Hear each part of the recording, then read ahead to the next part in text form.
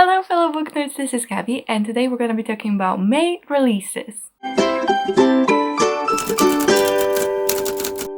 So if you're new here, I do something on my channel where I tell you about all the books coming out the following month. And then if you like any of these books, let me know in the comments, vote on Twitter, just express your preference in any way. And I read and review the book that you choose like at the end of the month.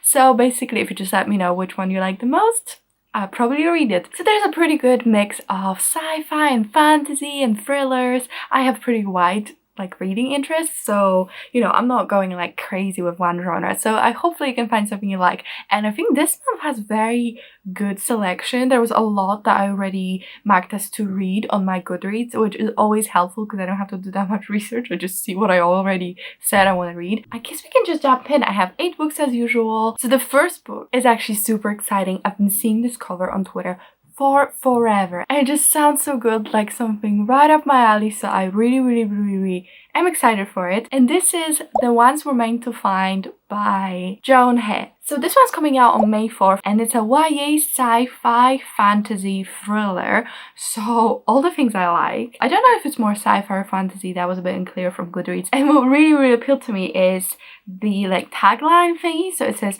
one of the most twisty, surprising, engaging page-turner YAs you'll read this year. We Were Liars meets Black Mirror with a dash of Studio Ghibli. And I thought the whole Black Mirror and Studio Ghibli sounded awesome, so that's mostly why that one's really jumped out at me. But both of those are cool and both of those sound awesome. So here's the synopsis for you. C has been trapped on an abandoned island for 3 years without any recollection of how she arrived or memories from her prior life. All she knows is that somewhere out there beyond the horizon she has a sister named Kay. Determined to find her, C devotes her days to building a boat from a junk part scavenged inland, doing everything in her power to survive until the day she gets off the island and reunites with her sister. In a world apart, 16-year-old STEM prodigy Casey Mizuhara is also living a life of isolation. The eco-city she calls home is one of the 8 levitating around the world, built for people who protected the planet and now need protecting from it.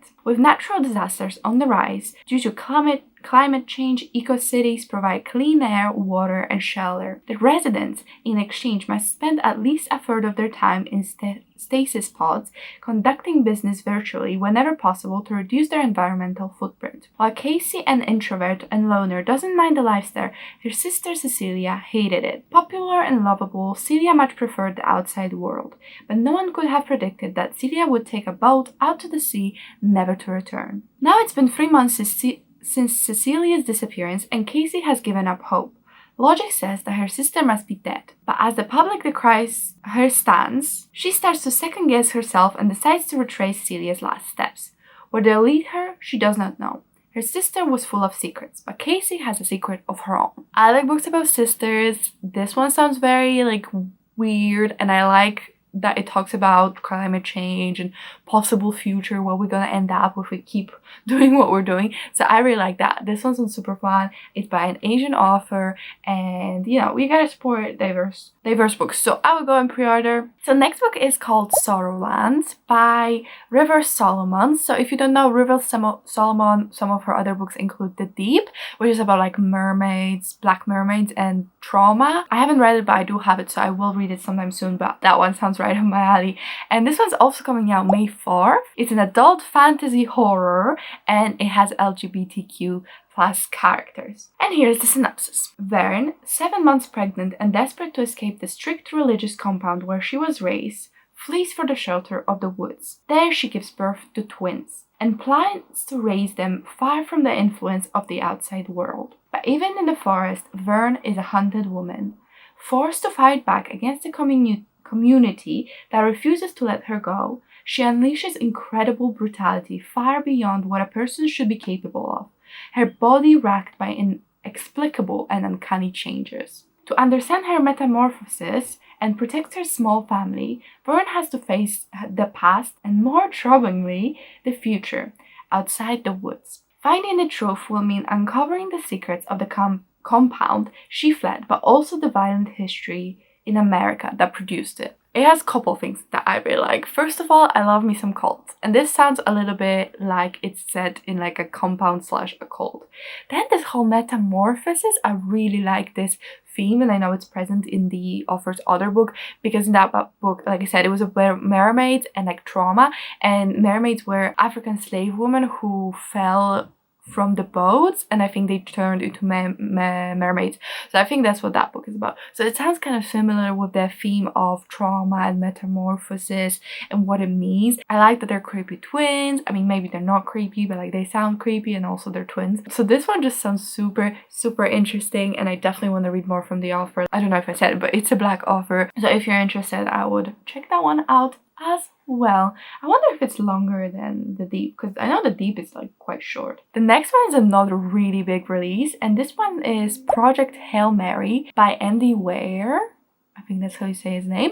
Anyway, so he's the author of The Martian, and if you don't know The Martian, I don't know where you've been living. Like, there was a period where everything was about The Martian. I've never read it or watched the movie, but I know both were very, very popular, and I know more or less what it's about. But this is also coming out on May 4th, and this one is an adult sci-fi, and someone on Twitter said they heard it's better than The Martian, and apparently Martian's like amazing. I don't know. I don't really read that much sci-fi, but this one sounds like it could be like an exception to how much I could love sci-fi. Anyway, synopsis is: Ryland Grace is the sole survivor on a desperate last chance mission, and if he fails, humanity and the Earth itself will perish. Except that right now, he doesn't know that. He can't even remember his own name, let alone the nature of his assignment or how to complete it. All he knows is that he's been asleep for a very, very long time, and he's just been awakened to find himself millions of miles from home, with nothing but 2 corpses for company. His crewmate's dead, his memories fuzzily returning. He realizes that an impossible task now confronts him.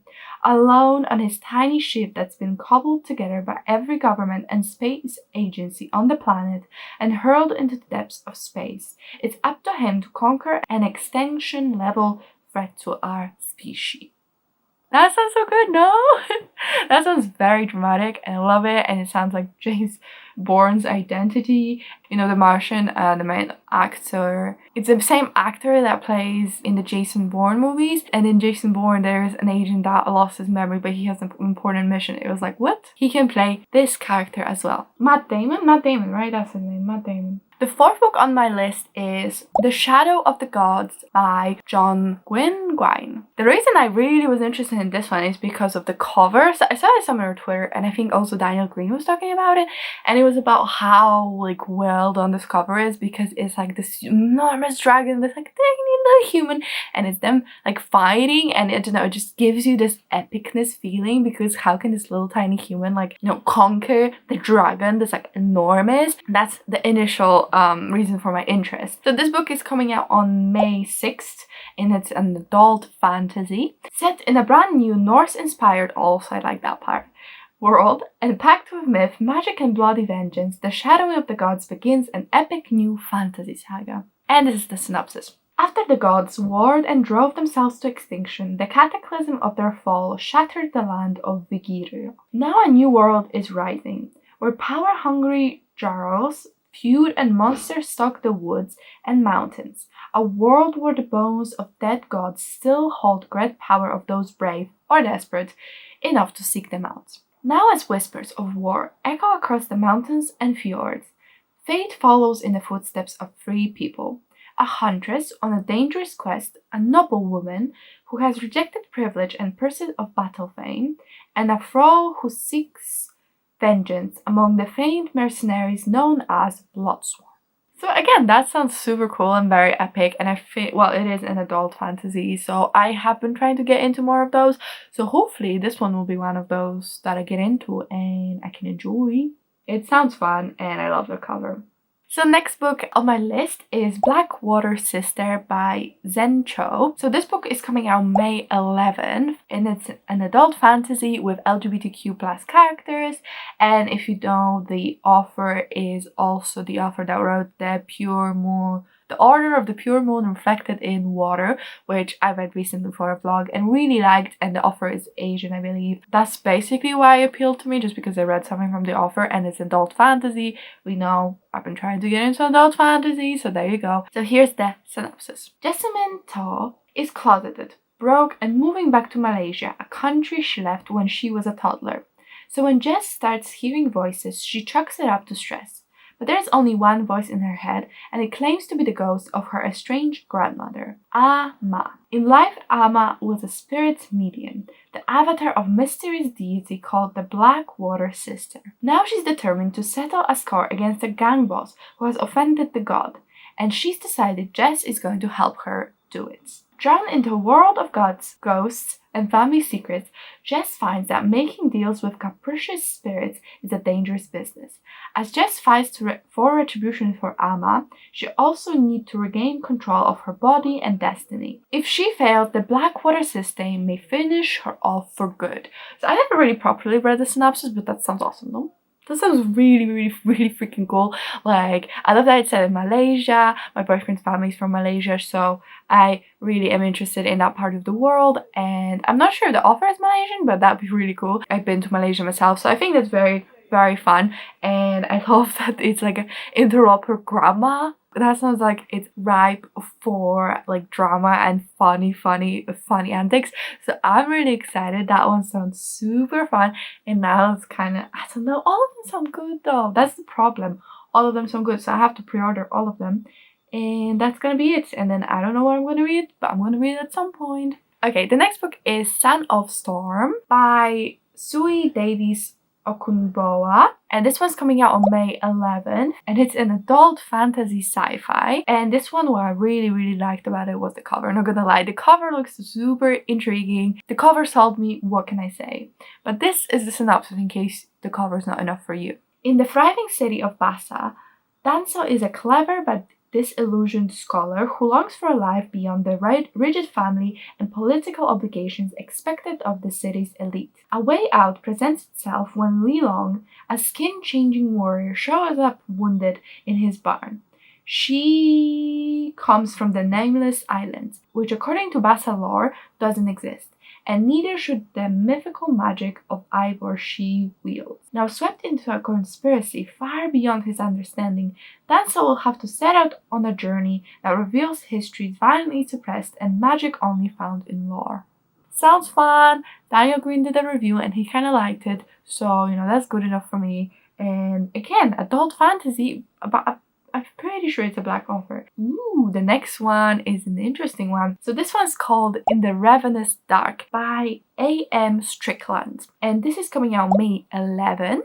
And it's a YA fantasy with LGBTQ characters, and the main character is pansexual. And I heard really good things on Twitter. I especially saw Twitter recently and someone was like, it's really good. So that's kind of what enticed me to it. This is the synopsis. In Xenopolis, those gifted with magic are assigned undead spirits to guard them and control them. Ever since Rowan's father died trying to keep her from his fate, she's hidden her magic. When she accidentally reveals her powers, she's bound to a spirit and thrust into a world of palace intrigue and deception. Desperate to escape, Rowan finds herself falling for two people she can't fully trust. Lydia, a beguiling rebellious princess, and Iviros, a handsome spirit with the ability to control Rowan body and soul. Together they uncover a secret that will destroy Xenopolis. To save them all, Rowan will have to start a rebellion in both the mortal world and the underworld, and find a way to trust the princess and the spirit battling for her heart. If she doesn't, betray them first. We love a character who might actually just end up betraying everyone. Okay, the last book I have for you is a thriller, so I didn't technically lie when I said we had fantasy and sci-fi and thrillers. There's one. And this one I'm super excited because it's The Ivies by Alexa Dawn. So Alexa Dawn is a booktuber / author tuber. I really watch her for like her writing advice videos because I just find them fascinating, and she does a lot of content around publishing, and like I'm interested in publishing. I like watching her. I've grown to really respect her as a writer and really like her, and she's written 2 other books now. I read one of them, really liked it, but this one's completely different because her other books, they were like YA retellings, like kind of YA romance retellings. One was Jane Eyre and one was Persuasion, I think. But this one's her first ever YA thriller, and it's about like college admissions scandals and stuff. So it was a little bit inspired by that recent college admissions scandal that we had, where some celebrities just paid for the kids to get into the best colleges. So I know it was a little bit inspired by that, but she also has a lot of experience with the admissions process because I think that's like her part-time job or something, or like a hustle where she reads like college applications and helps students with that. So I know she has a lot of experience. This sounds like a really interesting topic. I can tell you the synopsis right now, but I just want to say it's really interesting. Okay. Everyone knows the Ivies, the most coveted universities in the United States. Far more important are the Ivies. Ivies are the Cleveland Academy, that is. 5 girls with the same mission, to get into the Ivy League by any means necessary. I would know. I'm one of them. We disrupt class ranks, club leaderships, and academic competitions, among other things. We improve our own odds by decreasing the fortunes of others, because hyper-elite, competitive college admissions is serious business, and in some cases, it's deadly. So I think there's gonna be murder on campus.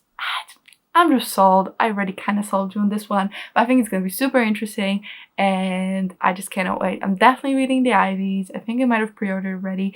Every single book on this list, there's not one that I'm like, I don't want to read that. All of them, I think at some point I will read, but it's your decision to decide which book I will read first and review for you with a dedicated review. So like I said, just pop it into the comments or vote on Twitter. I'm gonna link the poll down below in the comments. Yeah, I really do want to hear your opinions because I love knowing what you want me to review, which ones sound most interesting to you. Am I weird for wanting to read these? I don't know. All the things I just want to know. If you could like, comment, subscribe, it would really help me out, and I really appreciate it. But otherwise, that's it from me, and I'll see you in my next video. Bye!